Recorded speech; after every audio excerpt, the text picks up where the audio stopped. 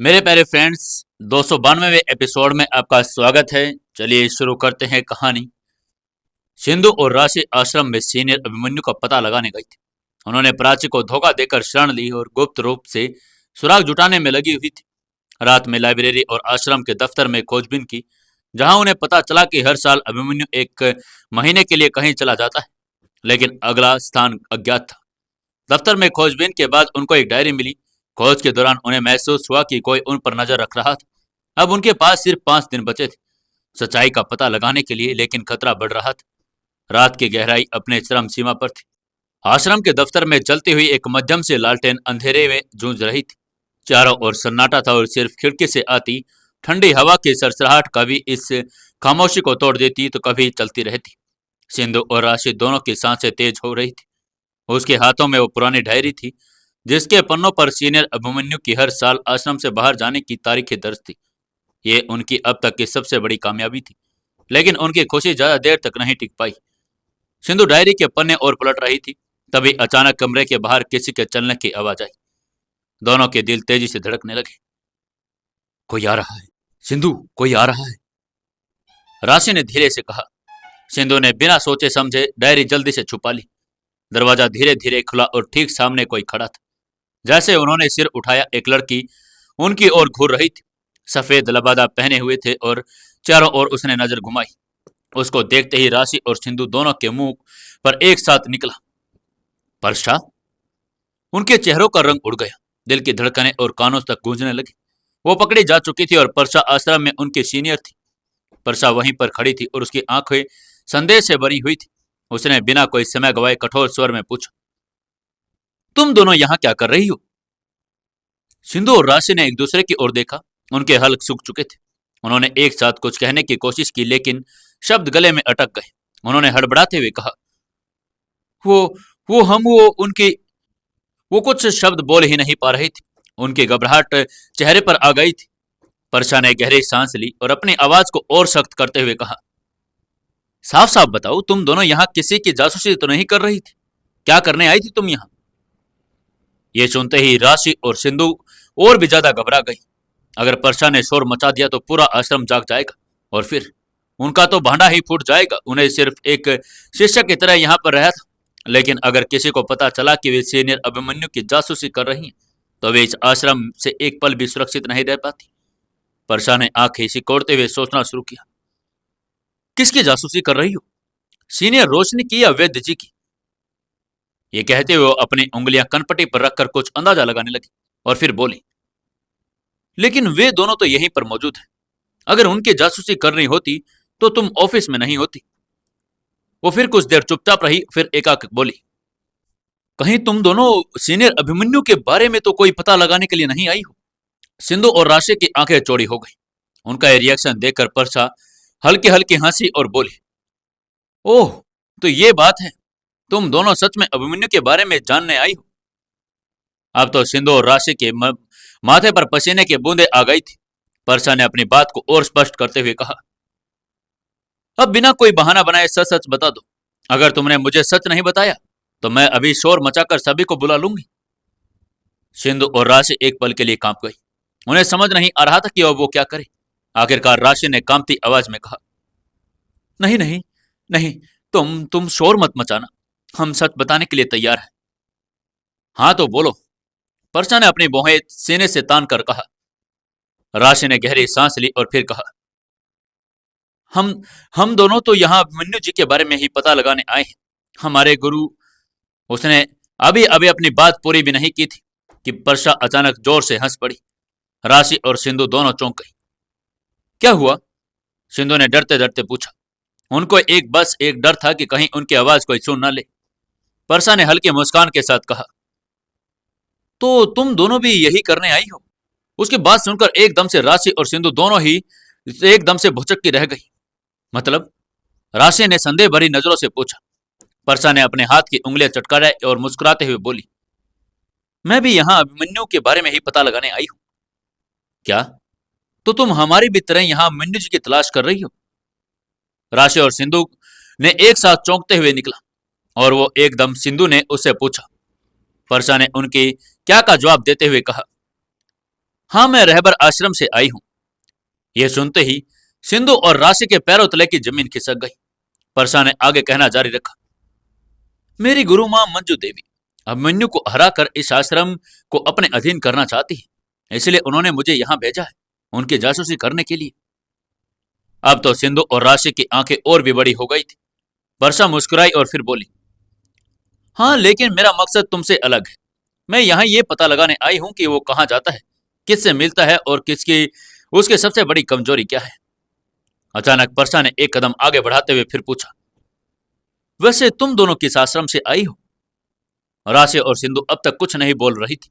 यह सवाल सुनकर राशि और सिंधु ने एक दूसरे को देखा।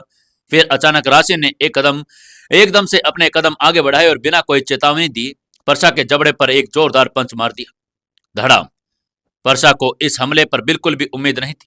उसका सिर झटका खाकर पीछे चला गया और वो कुछ सेकंड के लिए संतुलन खो बैठी। गुस्से से उसकी आंखें लाल हो गई थी। तुम दोनों का दिमाग खराब हो गया क्या? तुम्हारी हिम्मत भी कैसे हुई मुझे हाथ लगाने की? परसा ने चीखते हुए कहा। लेकिन इससे पहले कि वो अपनी बात पूरी कर पाती, सिंधु ने अपने मजबूत पैरों से उसे एक तेज किक और मार दी। धड़ाम। परसा को जैसे बिजली का झटका लगा हो। वो लड़ाई में निपुण थी, लेवल 1 स्टेज 3 की फाइटर थी, जो मार्शल आर्ट की बारीकियों को समझती थी।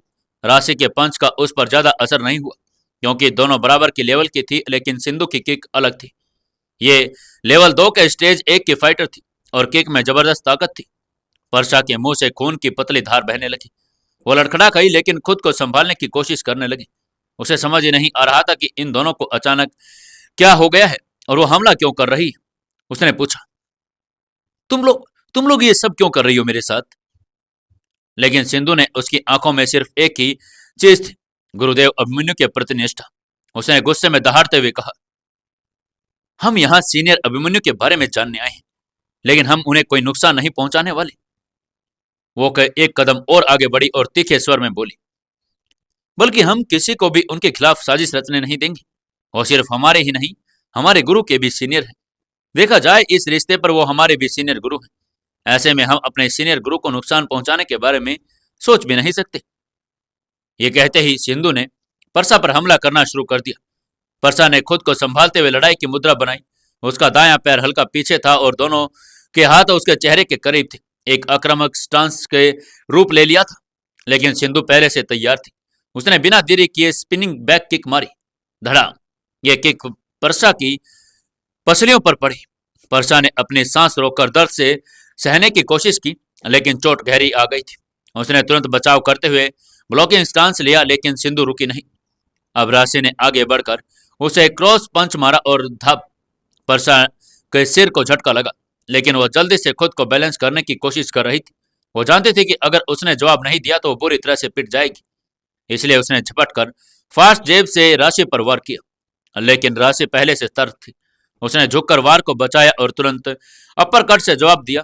धड़ाम। ये गुस्सा सीधा उसके परसा की ठुड्डी पर जाकर लगा।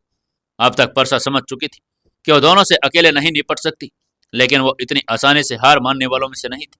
उसने खुद को स्थिर किया और जोर से हमला करने के लिए आगे बढ़ी, लेकिन तभी सिंधु ने उसे राउंड हाउस किक से रोक दिया। इस बार परसा जमीन पर गिर गई।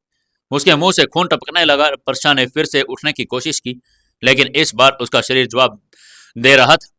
सिंधु ने गहरी सांस ली और शांति से कहा, अब तुम कुछ भी नहीं बोल पाओगे। परसा ने उसकी बात समझने की कोशिश की, लेकिन तभी उसे महसूस हुआ उसका गला जकड़ा हुआ था। बोलने की कोशिश कर रही थी, लेकिन आवाज नहीं निकल रही थी। सिंधु मुस्कुराई, मैंने तुम्हारे वोकल कॉर्ड को डैमेज कर दिया है, अब तुम बोल भी नहीं पाओगे। यह सुनते ही परसा की आंखें चौड़ी हो गई और आश्रम के सैकड़ों शिष्याएं दौड़ती हुई वहां पहुंची और उन्होंने एकदम चिल्लाते हुए पूछा, क्या हो रहा है यहाँ पर? वैद्य जी भी आ चुके थे। उन्होंने दूर से ही देख लिया कि सिंधु परसा पर वार कर रही थी। उन्होंने गुस्से में गरजते हुए पूछा, ये क्या हो रहा है यहाँ? अभी के अभी रुको, अपने किए पर सफाई दो।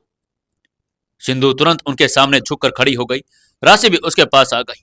सिंधु ने अपनी बात वैद्य जी के आगे रखते हुए कहा, वैद्य जी, हम अपने कमरे में थे, तभी हमें किसी के चलने की आवाज आई। जब हम देखने के लिए बाहर आए तो देखा कि परसा आश्रम के ऑफिस में कुछ खोजने की कोशिश कर रही थी। जब हमने उससे सवाल किया तो इसने हम पर हमला कर दिया। वैद्य जी ने सिंधु की बात सुनकर कुछ देर सोचा। उसका चेहरा कठोर हो गया था। फिर उन्होंने अपनी गहरी आंखों से सिंधु को घूरते हुए पूछा, क्या सबूत है कि तुम सच बोल रही हो? यह सुनकर राशि घबरा गई। वो मन ही मन सोचने लगी, अगर वैद्य जी को यकीन नहीं हुआ तो हम मुश्किल में फंस जाएंगे। लेकिन जब उसने सिंधु की तरफ देखा तो उसके चेहरे पर अजीब सा कॉन्फिडेंस था। सिंधु ने बिना घबराए शांत स्वर में बताया, अगर आपको यकीन नहीं हो रहा तो परसा की दाएं बाजू देखिए, उसके बाजू पर रहबर आश्रम का टैटू है। और रहबर आश्रम तो आपको पता है कि क्या है और वो यहाँ पर क्या कर रही होगी। आप इससे समझ सकते हैं। वैद्य जी ने तुरंत दो लड़कियों को आगे भेजा। जैसे उन्होंने परसा की बाजू का कपड़ा ऊपर किया, वहां सच में रहबर आश्रम का चिन्ह बना हुआ था।